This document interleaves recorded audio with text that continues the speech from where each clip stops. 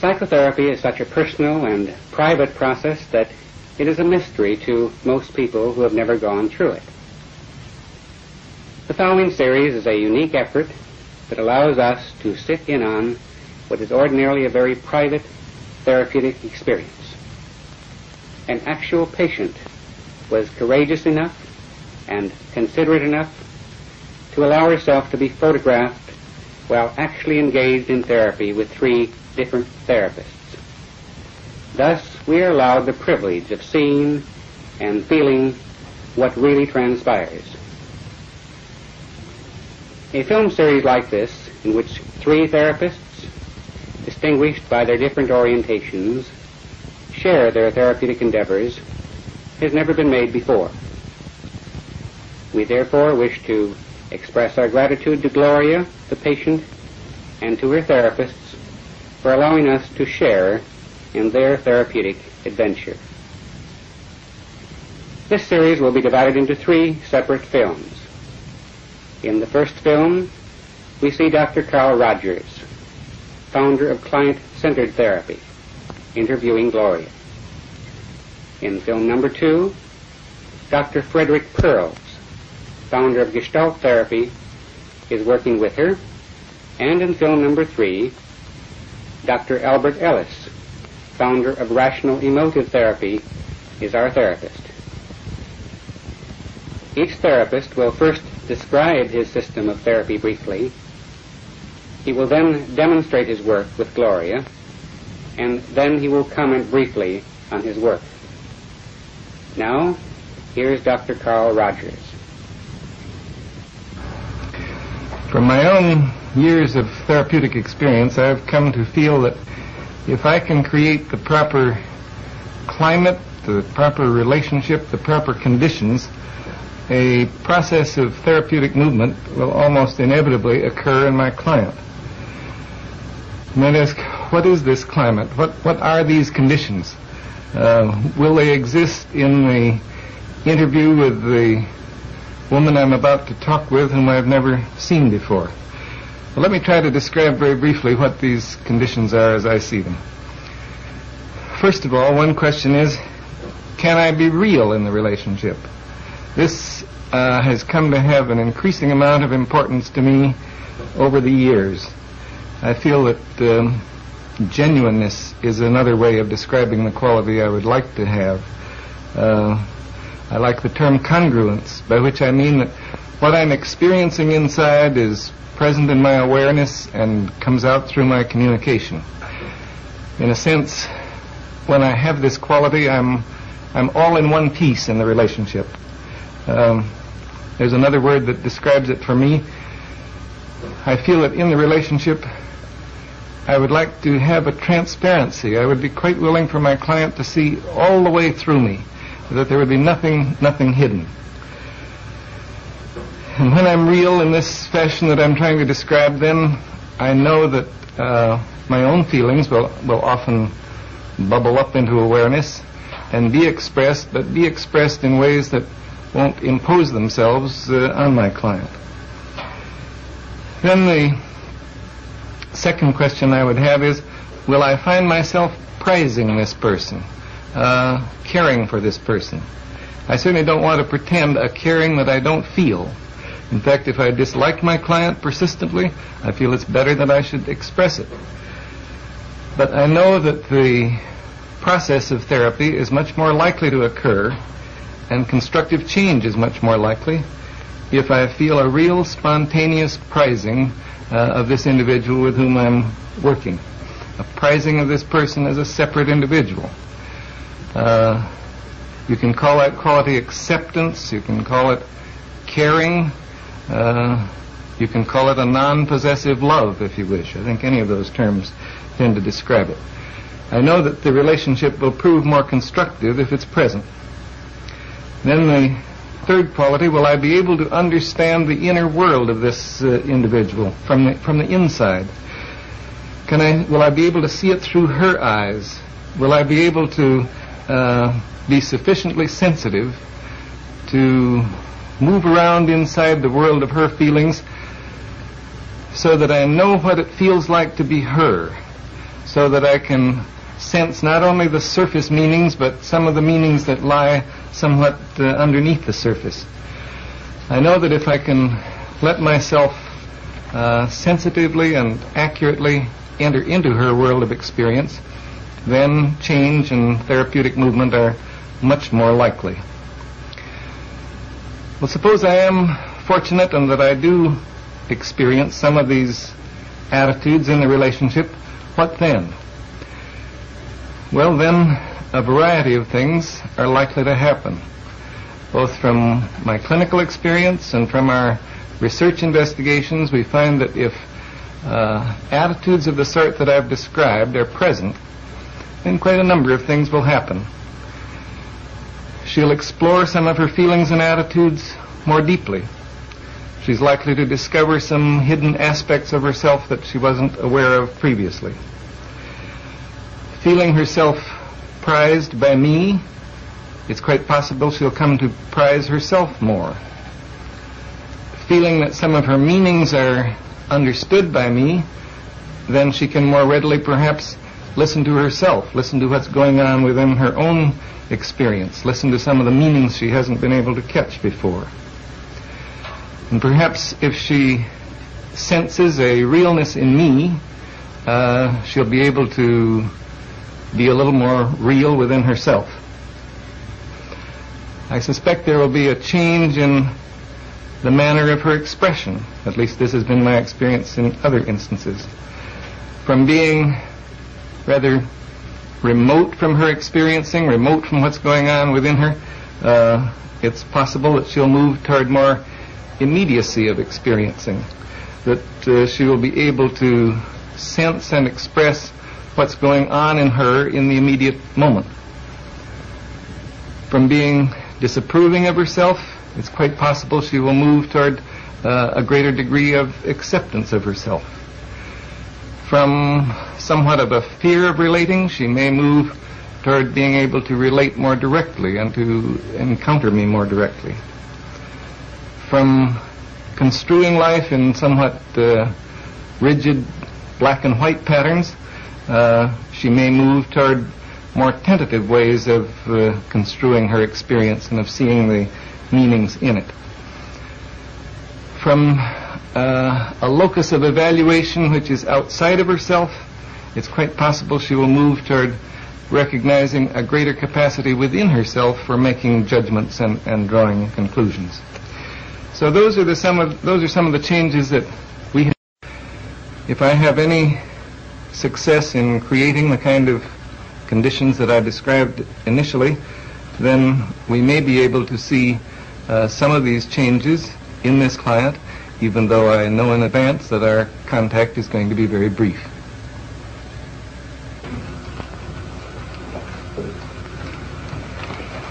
Good morning. Hello, I'm Dr. Rogers. You must be Gloria. Yes, I am. Let's have this chair. Now, we have half an hour together, and I really don't know what we'll be able to make of it, but I hope we can make something of it. I'd be glad to know whatever concerns you. Well, I'm right now I'm nervous, but I feel more comfortable the way you're talking in a low voice, and I don't feel like you'll be so harsh on me. But, I hear the tremor in your voice, so you are uneasy. well, the main thing I want to talk to you about is I'm just newly divorced, and I had gone in therapy before, and I felt comfortable when I left, and all of a sudden now the biggest change is adjusting to my single life. And one of the things that bother me the most is especially men and having men to the house and how it affects the children. And the biggest thing the thing that keeps coming to my mind I want to tell you about is I have a daughter 9 who at one time I felt I had a lot of emotional problems. I wish I could stop shaking. And I'm real conscious of things affecting her. I don't want her to get upset. I don't want to shock her. I want so bad for her to accept me. And we're real open with each other, especially about sex. And the other day she saw a girl that was single but pregnant, and she asked me all about, can girls get pregnant if they're single? And the conversation was fine, and I wasn't at ease at all with her until she asked me if I'd ever made love to a man since I'd left her daddy. And I lied to her. And ever since that, it keeps coming up to my mind because I feel so guilty lying to her because I never lie and I want her to trust me. And I almost want an answer from you. I want you to tell me if it will affect her wrong if I told her the truth or what. And it's this concern about her and the fact that you really aren't, that this open relationship that has existed between you now you feel is kind of Yes, I feel like I have to be on guard about that because I remember when I was a little girl, when I first found out my mother and father made love, it was dirty and terrible, and I didn't like her anymore for a while. And I don't want to lie to Pammy either, and I don't know. And I sure wish I could give you the answer as to what you should tell her. I was afraid you were going to say that. Because what you really want is an answer. I want to especially know if it would affect her, if I was completely honest and open with her, or if it would affect her because I lied. I feel like it's bound to make a strain because I lied to her. Sort of feels she'll suspect that, or she will know something's not quite right. I feel that inside she'll distrust me, yes. And also I thought, well, gee, what about when she gets a little older and she finds herself in touchy situations? She probably wouldn't want to admit it to me because she thinks I'm so good and so sweet. And yet I'm afraid she could think I'm really a devil. And I want so bad for her to accept me. And I don't know how much a 9-year-old can take. And really, both alternatives concern you, that she might think you're too good or better than you really are. Yes. And she might think that you're worse than you are. Not worse than I am. I don't know if she can accept me the way I am. I think I paint a picture that I'm all sweet and motherly, and I'm a little ashamed of my shady side, too. I see. It really cuts a little deeper. If she really knew you, could she accept you? This is what I don't know, yes. I don't want her to turn away from me. And I don't even know how I feel about it, because there are times when I feel so guilty, like when I have a man over. I even try to make a special setup so that if I were ever alone with him, the children would never catch me and that sort of thing. Because I'm real leery about it. And yet I also know I have these desires. So it's quite clear. It isn't only her problem or the relationship with her, it's in you as well. And my guilt, yeah, I feel guilty so often. What can I accept myself as doing? And, yes. And you realize that you set up sort of subterfuges so as to make sure that you're not caught or something. You realize that you are acting from guilt, is that? Yes. I don't like the way. I would like to feel comfortable with whatever I do. If I choose not to tell Pammy the truth, to feel comfortable that she can't handle it, and I don't. I want to be honest, and yet I feel there are some areas that I don't even accept. And if you can't accept them in yourself, how could you possibly be comfortable in telling them to her? Right. And yet, as you say, you do have these desires and you do have your feelings, but you don't feel good about them. Right. And I have a feeling you're just going to sit there and let me stew in it, and I want more. I want you to help me get rid of my guilt feeling. If I can get rid of my guilt feeling about lying or going to bed with a single man, any of that, just so I can feel more comfortable. And I guess I'd like to say, no, I don't want to let you just stew in your feelings, but on the other hand, I also feel that this is the kind of very private thing that I couldn't possibly answer for you, But I sure as anything will try to help you work toward your own answer. I don't know whether that makes any sense to you, but I mean it. Well, I appreciate you saying that. You sound like you mean it. But I don't know where to go. I don't begin to know where to go. I thought that I'd pretty well worked over most of my guilt, and now that this is coming up, I'm disappointed in myself. I really am. I like it when I feel that no matter what I do, even if it's against my own morals or my upbringing, that I can still feel good about me. And now I don't. Like, there's a girl at work who sort of mothers me, and I think she thinks I'm all sweet, and I sure don't want to show my more ornery, devilish side with her. I want to be sweet, and it's so hard for me to... This all seems so new again, and it's so disappointing. Yeah, I get the disappointment that here, a lot of these things you thought you'd worked through, and now the guilt and a feeling that only a part of you is acceptable to anybody else. Yes. That keeps coming out.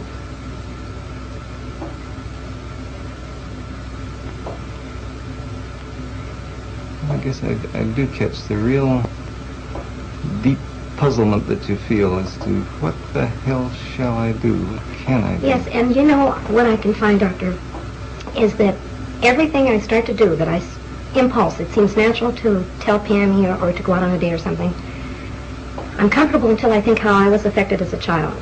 And the minute that comes up, then I'm all haywire. Like, I want to be a good mother so bad, and I feel like I am a good mother.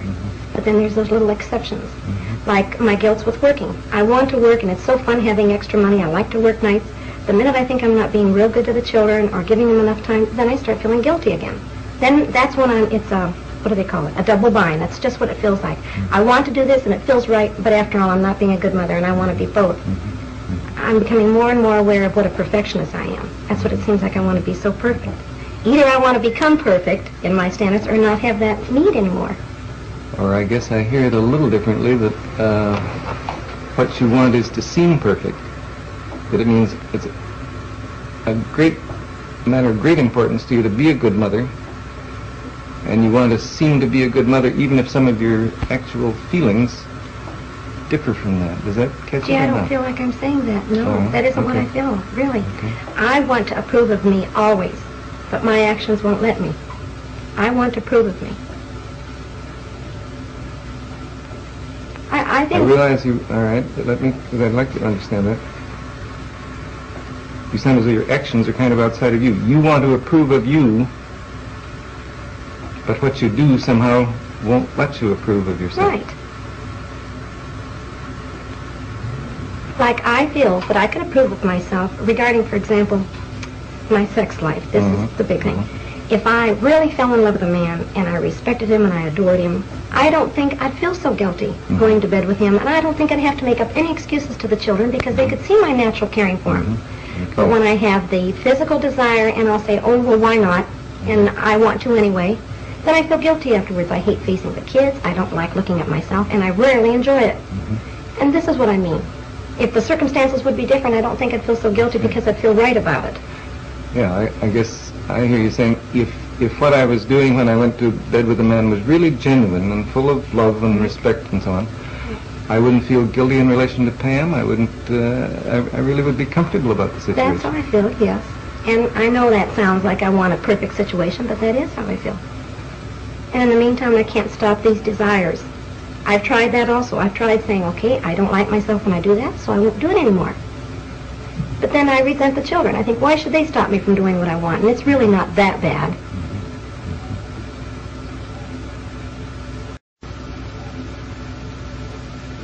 But I guess I heard you saying, too, that it isn't only the children, that you don't like it as well when it really isn't I'm right. sure I know that's it, probably even more so than I'm aware of. But I only notice it so much when I pick it up in the children. Then I can also notice it in myself.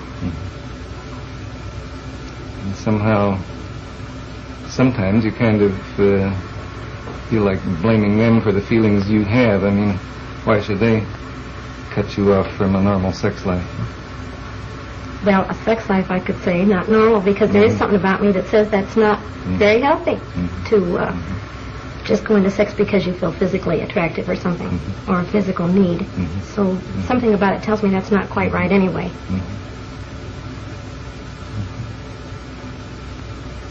that you feel really that at times you are acting in ways that are not in accord with your own inner standards. Right. Right. But then you were also saying a minute ago that you feel you can't help that either. I wished I could. That's it. And I can't. Now I feel like I can't control myself as well as I could have before for a specific reason. Now I can't. I just let go, and there's too many things I do wrong that I have to feel guilty for, and I sure don't like that. I want you very much to give me a direct answer, and I'm going to ask it, and I don't expect a direct answer, but I want to know, do you feel that to me the most important thing is to be open and honest? And if I can be open and honest with my children, do you feel that it could harm them if, for example, I could say to Pammy, I felt bad lying to you, Pammy, and I want to tell you the truth now. And if I tell her the truth, and she's shocked at me, and she's upset, that could bother her more. I want to get rid of my guilt, and that'll help me, but I don't want to put them on her. That's right. Do you feel that could hurt her? Concern. I guess, I'm sure this will sound evasive to you, but it seems to me that perhaps the person you're not being fully honest with is you. So. Because I was very much struck by the fact that you were saying, if I feel all right about what I've done, whether it's going to bed with a man or what, if I really feel all right about it, then I don't have any concern about what I would tell Pam or my relationship with her. Right. All right. Now I hear what you're saying.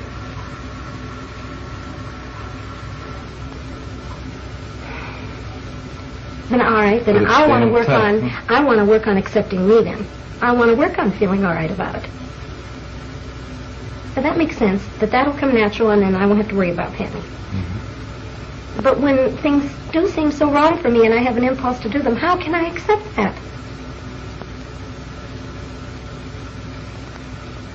What you'd like to do is to feel more accepting toward yourself when you do things that you feel are wrong. Is that right? Right.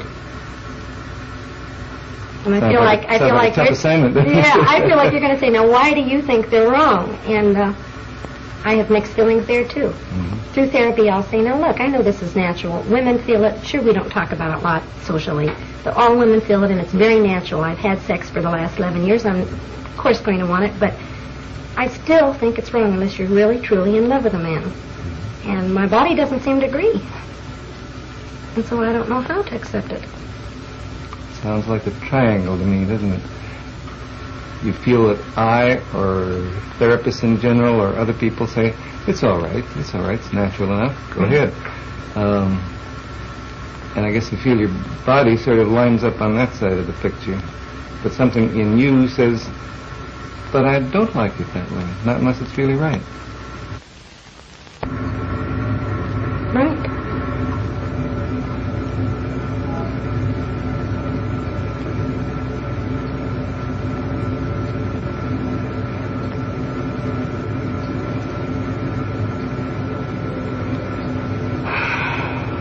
Well, I have a hopeless feeling. I mean, these are all the things I sort of feel myself, and I feel, okay, now what? So you feel this is the conflict, and it's just insoluble, and therefore it's hopeless. And here you look to me, and I don't seem to give you any help. And right. I really know you can't answer for me, and I have to figure it out myself. But I want you to guide me, or show me where to start, or so it won't look so hopeless. I know I can keep living with this conflict, and I know eventually things would work out. But I like feeling more comfortable with the way I live. And I'm not. One thing I meant to ask, what is it you wish I would say to you? I wish you would say to me to be honest and take the risk that Pammy's going to accept me. And I also have a feeling if I could really risk it with Pammy, of all people, that I'd be able to see, here's this little kid that can accept me. And I'm really not that bad. If she really knows what a demon I am and still loves me and accepts me, it seems like it would help me to accept me more, like it's really not that bad. I want you to say, to go ahead and be honest. But I don't want the responsibility that it would upset her. That's where I don't want to take responsibility for it. Yeah. You know very well what you'd like to do in the relationship. You would like to be yourself, and you'd like to have her know that you're not perfect, and you do things that maybe even she wouldn't approve of, and that you disapprove of to some degree yourself. But that somehow she would love you and accept you as an imperfect person. Yes. Like, I wonder if my mother had been more open with me, maybe I wouldn't have had such a narrow attitude about sex. If I would have thought that she could be, pretty sexy and ornery and devilish too, but I wouldn't look at her as being such a sweet mother, that she could also be the other side. But she didn't talk about that. Mm-hmm. And maybe that's where I got my picture. I don't know. But I want Pammy to see me as a full woman, mm-hmm. but also accept me. Mm-hmm. You don't sound so uncertain. I don't? What do you mean? What I mean is, you've been sitting there telling me just what you would like to do in that relationship with Pam. I would, but I don't want to quite take the risk of doing it unless an authority tells me that...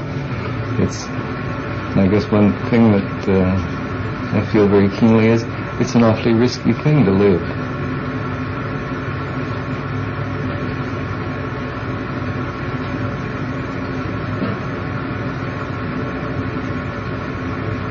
You'd be taking a chance on your relationship with her. You'd be taking a chance on letting her know who you are, really.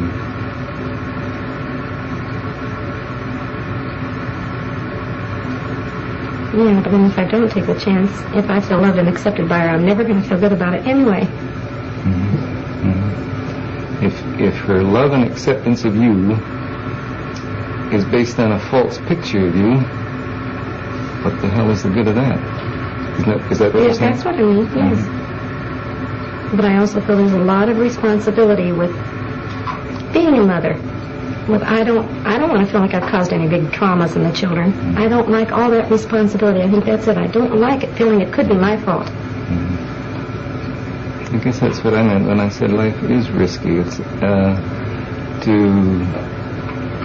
take the responsibility for being the person you would like to be with her is a hell of a responsibility. It is. A very frightening one. And I look at it two ways. I like to see myself as being so honest with the kids, and really being proud of myself, though, that no matter what I told them or no matter how bad they might think I was honest. Mm-hmm. And down deep, it's going to be a much more wholesome relationship. Mm-hmm. And yet, I get jealous of, like, when they're with their daddy.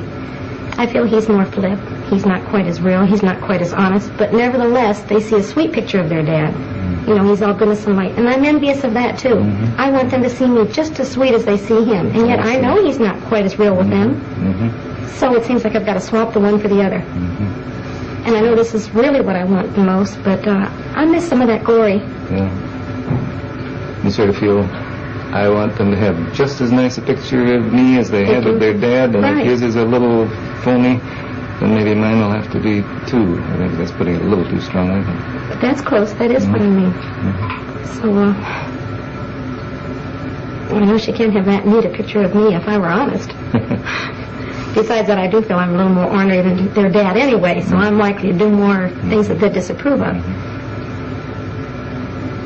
Sounds like you really find it quite hard to believe that they would really love you if they knew you. That's right. That's exactly it.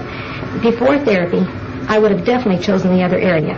I'm going to get respect from them no matter what, even if I have to lie. I see. Well, right now, I know that's not true. Mm-hmm. And I'm not positive they'll truly accept me. Mm-hmm. Something tells me they will. I know they will, but I'm not positive. I want reassurance. Mm-hmm. I keep wanting these things. Now you're in kind of a no man's land of probably shifting from one point of view toward them to another, but boy, you'd sure like somebody to say, that's right, you go ahead and do it. Yes, that's why I get encouraged when I read in a book from somebody I respect and admire, that this is the right thing, no matter what, honesty will win out. Well, then that keeps giving me confidence, by gosh, I'm right. That it's so damn hard to really choose something on your own, isn't it? Which makes me feel very immature. I don't like this in me. I wish I were grown up enough or mature enough to make my decisions and stick by them. Mm-hmm. But I need somebody to help me on, somebody to push me. Mm-hmm. So to kind of reproach yourself for that, I guess, and feel, why, if I was anybody or if I was grown up, I'd be mature enough to decide things like this for myself. Right. and take more risks. I wish I'd take more risks. I wish that I could just go ahead and be this and say, however the children grow up, I've done my best. I didn't have to constantly have this conflict. And I'd like later years to say, no matter what you ask me, kids, at least I told you the truth. You may not have liked it, but it's been the truth. That somehow I can admire. I just respect people that lie. I hate it. So you see what a double bind I am in. I hate myself if I'm bad, but I also hate myself if I lie.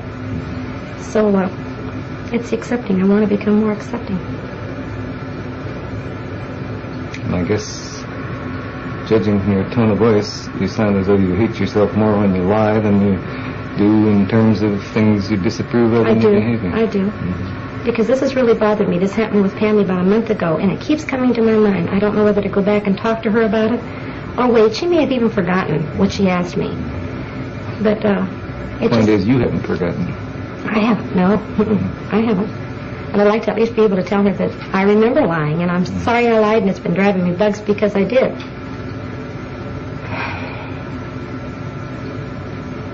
I do. Now I feel like now that's solved, and I didn't even solve the thing, but I feel relieved.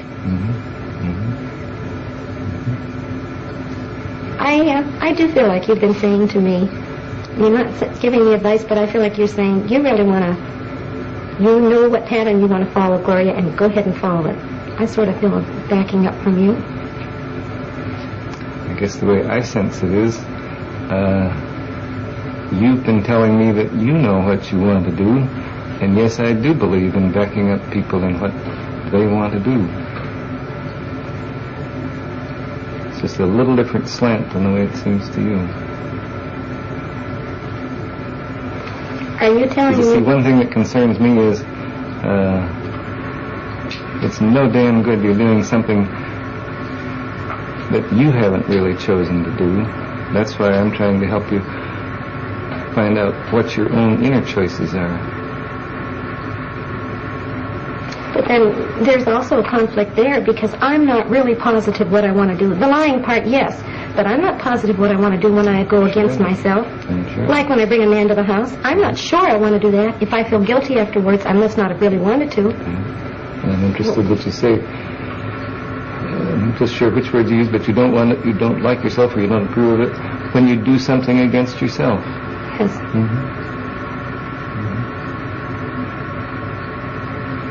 You know, this is so different. Now, this kind of thing that we're talking about now, it isn't just knowing whether you want to do something or not. If I want to go to work in the morning or I don't want to go to work, that's easy. But when I find myself doing something I don't feel comfortable with, I automatically say, if you're not comfortable, Gloria, it's not right. Something's wrong. All right, now what I want to ask you is, how can I know which is the strongest? Because I do it, does that mean that's the strongest? And yet, if I disapprove, that's just part of the thing that's got to go along with it? See, it sounds like I'm picking up a contradiction. I'm not following.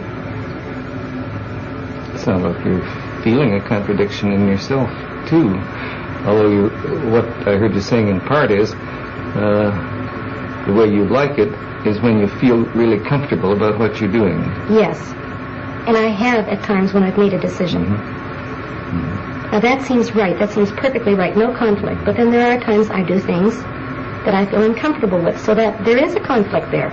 It's not the same at all. So what I'm saying is, how do I really know when I'm following my true feelings if I have conflicts afterwards or guilt afterwards? I see. Because in the moment it may seem like your true feelings. Yes. Like if I'm starting to do it, okay.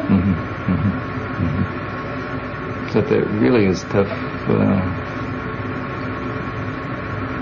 When if you feel comfortable in the moment about it, but then afterward don't feel at all comfortable, which course of action was really the one you should have followed? You know, the most outstanding thing, I don't know if you're following me when I say about this conflict. The one thing I know is I've wanted, for example, to leave my husband for quite a few years. I never did it. I kept thinking how nice it would be or how scary it would be, but I never did it. And all of a sudden when I did, it felt right. I didn't feel mean toward him. I just knew this is what I had to do. That's when I know I'm following myself. I'm following my feelings completely. I had no conflict there. Some unhappy things came from it, but I still had no conflict. That, to me, is when I'm following my feelings. And in everyday life, the small little decisions, the small little things to do don't come out that clear at all. So many conflicts come with them. That's right. Is this natural? Although you're saying, I expect it is, but you're saying, too, that you know perfectly well the feeling within yourself that occurs when you're really doing something that's right for you. I do. I do. And I miss that feeling other times, and it's right away a clue to me. You can really listen to yourself sometimes and realize, oh no, this isn't the right feeling. This isn't the way I would feel if I was doing what I really wanted to do. But yet many times I'll go along and do it anyway. And say, oh, well, I'm in the situation now. I'll just remember next time. I mention this word a lot in therapy, and most therapists grin at me or giggle or something when I say utopia. But when I do follow a feeling and I feel this good feeling inside me, that's sort of utopia. That's what I mean. That's the way I like to feel, whether it's a bad thing or a good thing. But I feel right about me. This is what I want to accomplish. sense that in those utopian moments, you really feel kind of whole. You feel all in one piece. Yes. Yeah, it gives me a choked up feeling when you say that, because I don't get that as often as I'd like. I like that whole feeling. That's real precious to me. I expect none of us get it as often as we like, but I really do understand that. It really does touch you, doesn't it?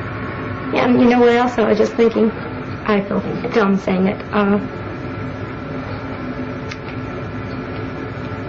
All of a sudden, as I'm talking to you, I thought, gee, how nice I can talk to you, and I want you to approve of me, and I respect you.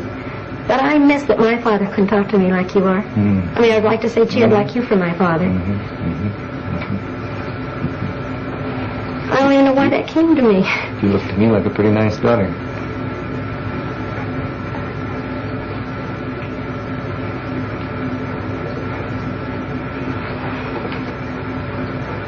But you really do miss the fact that you couldn't be open with your own dad. Yeah, I couldn't be open, but I want to blame it on him. I think I'm more open than he'd allow me. I mean, he would never listen to me talk like you are. And not disapprove or not lower me down. I thought of this the other day. Why do I always have to be so perfect? I know why. He always wanted me to be perfect. I always had to be better. And, I miss that. You're just trying like hell to be the girl he wants you to be.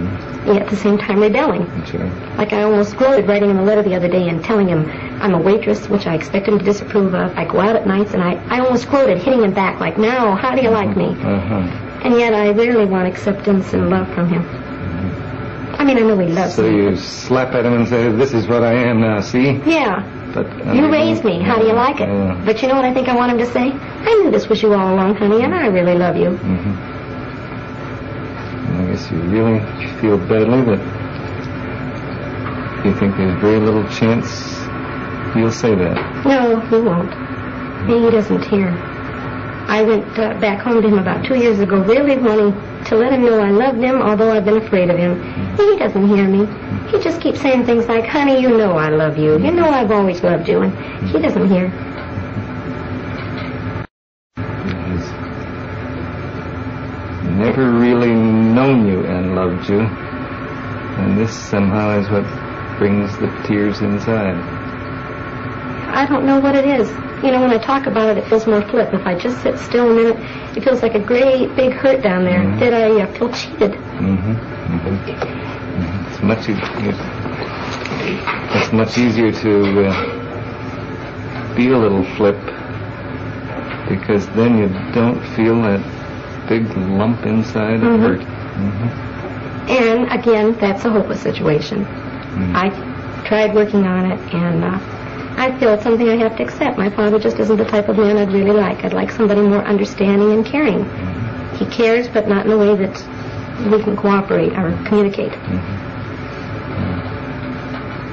But you feel, nope, I am permanently cheated. That's why I like substitutes. Like I like talking to you, and I like men that I can respect. Doctors, and I keep sort of maybe underneath feeling like we're real close, you know, and it's sort of like a substitute father. I don't feel that's pretending. Well, you're not really my father. No, I meant about the real close business. Well, see, I sort of feel that's pretending, too, because I can't expect you to feel very close to me. You don't know me that well. All I can do is what I am feeling. That is, I feel close to you in this moment.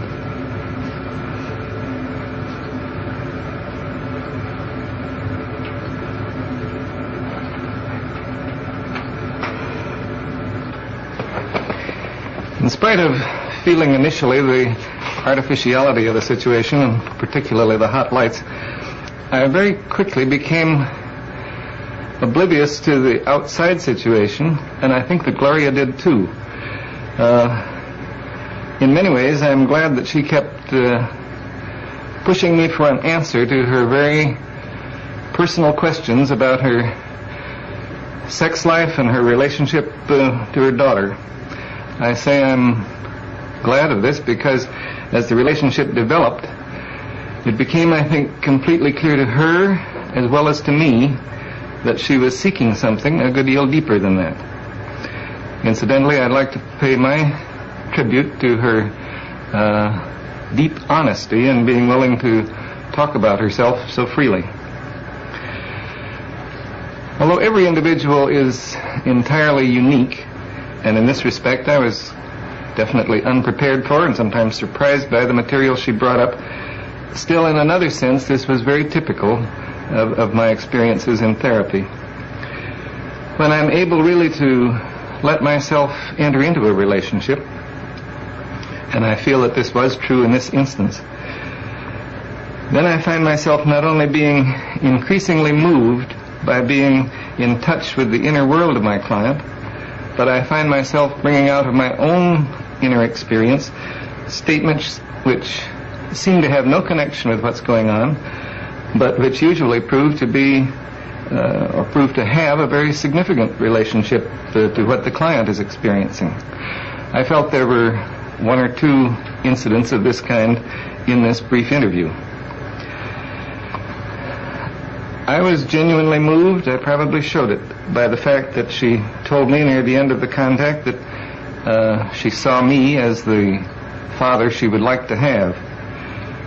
My reply was also a thoroughly spontaneous one, that she seemed to me like a pretty nice daughter. I guess I feel that we're only playing with the real world of relationships when we talk about such an experience in terms of transference and countertransference. I feel quite deeply about that. I want to say, yes, we can put this experience into some such highly intellectualized framework, but when we do that, it completely misses the point of the very immediate I-thou quality of the relationship at such moments. I felt that Gloria and I really encountered each other, and that in some small but I believe lasting way, we were each of us enriched by the experience. I'm saying these things almost immediately after the conclusion of the interview, and as is characteristic of me, there are not more than one or two statements or incidents which I recall from the interview.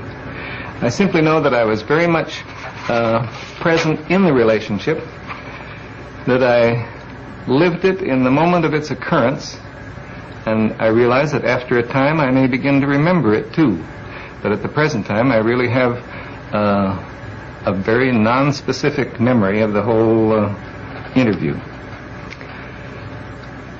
I'll try to look at it, though, a little bit more from an intellectual rather than a strictly feeling point of view.